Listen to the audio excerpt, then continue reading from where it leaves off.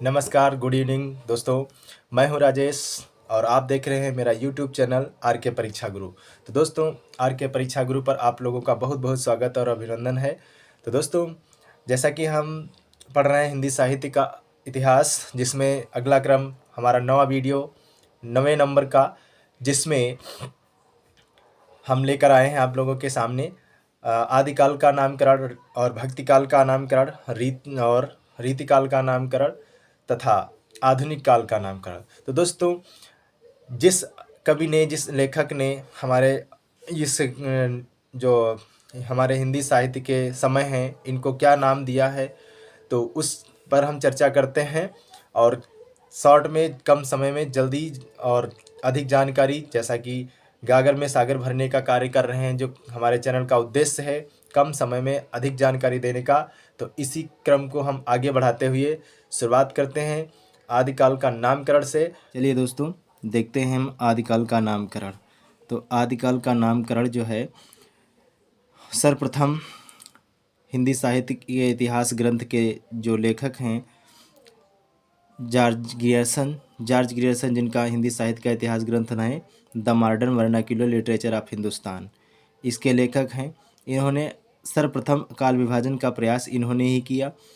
अगर प्रश्न पूछा जाता है कि काल विभाजन का सर्वप्रथम नामकरण और काल विभाजन का नाम सर्वप्रथम प्रयास किसने किया, तो जॉर्ज ग्रियर्सन ने किया। तो इन्होंने, जॉर्ज ग्रियर्सन जी ने आदिकाल को क्या नाम दिया है? चारण काल दिया है। क्या कहा है दोस्तों? चारण काल कहा है। अगला, रामचंद्र शुक्ल ने आदिकाल को नाम वीरगाथा काल कहा है। रामचंद्र शुक्ल ने आदिकाल को वीरगाथा काल कहा है।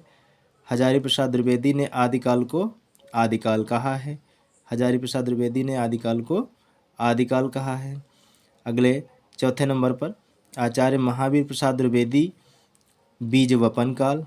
आचार्य महावीर प्रसाद द्विवेदी बीज वपन काल। मिश्र बंधु आरंभिक काल। मिश्र बंधु आरंभिक काल।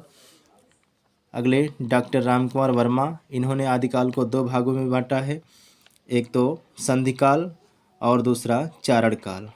संधिकाल का समय 750 विक्रमी संवत से 1000 विक्रमी संवत रखा, और चारण काल का समय 1000 से 1375 या 50 इस विक्रमी संवत रखा। अगला, मोहन अवस्थी। मोहन अवस्थी ने आदिकाल को आधार काल कहा है। मोहन अवस्थी ने आदिकाल को आधार काल कहा है। विश्वनाथ मिश्र ने वीरकाल। विश्वनाथ मिश्र वीरकाल। सिद्ध सीमांत काल राहुल संकृत्यायन। सिद्ध सीमांत काल राहुल संकृत्यायन। और पृथ्वीनाथ कमल कुलश्रेष्ठ, इन्होंने दोस्तों कहा है अंधकार काल। पृथ्वीनाथ कमल कुलश्रेष्ठ ने क्या कहा है? अंधकार काल कहा है। अगले, गणपत चंद्रगुप्त।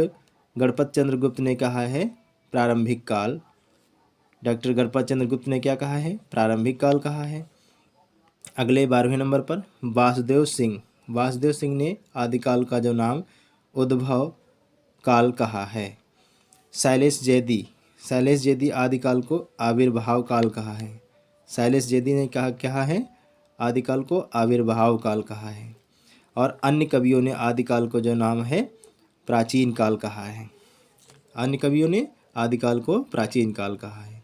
इसी क्रम में आगे बढ़ते हुए हम भक्तिकाल को देख लेते हैं, जो 1300, इसका समय 1375 से 1700 विक्रमी संवत रामचंद्र शुक्ल के अनुसार है। इसको हम देख लेते हैं। भक्तिकाल का समय क्या है दोस्तों? 1375 से 1375 विक्रमी संवत से और 1700 विक्रमी संवत, इसका समय है। तो इसमें पहले क्रम में हम चलते हैं। जॉर्ज ग्रियर्सन स्वर्णकाल। जॉर्ज ग्रियर्सन ने भक्तिकाल को क्या कहा है? स्वर्णकाल कहा है। आचार्य रामचंद्र शुक्ल ने भक्तिकाल को भक्तिकाल ही कहा है। आचार्य रामचंद्र शुक्ल ने भक्तिकाल कहा है।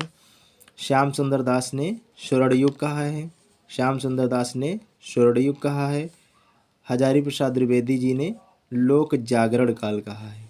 हजारी प्रसाद द्विवेदी ने भक्तिकाल को क्या कहा? लोक जागरण काल कहा है। ठीक है दोस्तों, इसी क्रम में आगे चलते हैं हम। रीतिकाल। रीतिकाल जो है इसका समय अगर हम बात करें तो 1700 से 1900 विक्रमी संवत, 1900 विक्रमी संवत, ये रामचंद्र शुक्ल के अनुसार दोस्तों हैं। इसमें क्या है, पहला देखते हैं रामचंद्र शुक्ल को ही। तो रामचंद्र शुक्ल ने इसे रीतिकाल कहा है। रीतिकाल को रामचंद्र शुक्ल ने क्या कहा, रीतिकाल कहा है, और ये इनका समय है। मिश्र बंधु ने रीतिकाल को अलंकृत काल कहा है। क्या कहा है, अलंकृत काल कहा है। अगले विश्वनाथ मिश्र ने क्या कहा है, श्रृंगार काल कहा है। विश्वनाथ मिश्र ने आदिकाल का नाम जो है श्रृंगार काल कहा है। श्याम सुंदर दास ने आदिकाल का जो है उत्तर मध्यकाल कहा है। क्या कहा दोस्तों, उत्तर मध्यकाल कहा है। इसी क्रम में आगे चलते हैं, हम आधुनिक काल को भी देख लेते हैं। देखते हैं दोस्तों, आधुनिक काल का जो है नामकरण, आधुनिक काल का समय अगर हम बात कर लें तो ये 1900 विक्रमी संवत से अब तक माना जाता है रामचंद्र शुक्ल के अनुसार। रामचंद्र शुक्ल के अनुसार इन्होंने आधुनिक काल को क्या कहा है दोस्तों, गद्य काल कहा है। रामचंद्र शुक्ल ने आधुनिक काल को क्या कहा, गद्य काल कहा। मिश्र बंधुओं ने क्या कहा है दोस्तों, वर्तमान काल कहा है। मिश्र बंधुओं ने इसे वर्तमान काल कहा है।